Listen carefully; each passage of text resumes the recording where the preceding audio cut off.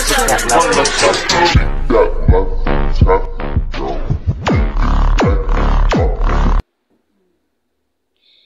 ayan guys, nag-order kami sa Shopee ng induction.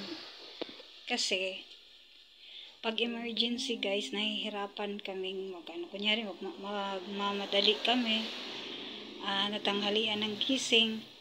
Pag doon kasi sa mantika di kanal, sobrang matagal kasi magsisindi ka pa, tapos aantayin mo pang mag-init yung mantika para gumanda yung apoy, hindi mangingitim yung kaldero mo. Minsan mamatay pa dahil sa hangin. So pag madali ang luto, kailangan talaga namin ng ganito kasi minsan yung kanin namin hilaw, kaya bumili kami ng ganito guys.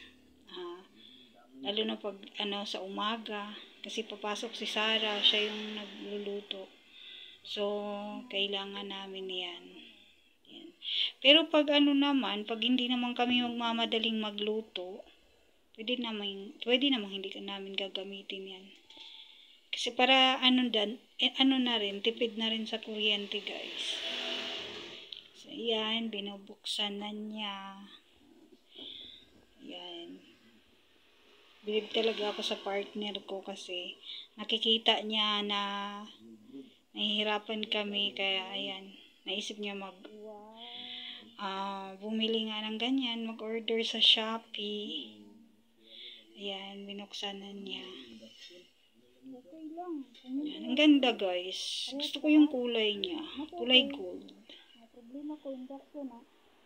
Ayan, ang ganda. Sobrang ganda niya. Nakakatulong din. Ayan.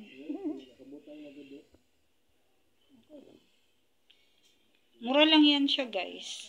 Ayan. Parang bili niya yata niyan 1.2 yata, 1.2. Sulit na guys. Pag emergency talaga yung luto namin, dyan na kami magluluto. Pero pag sa hapon, kasi hindi naman masyadong nagmamadali, tapos di agagahan ko na lang magluto. Para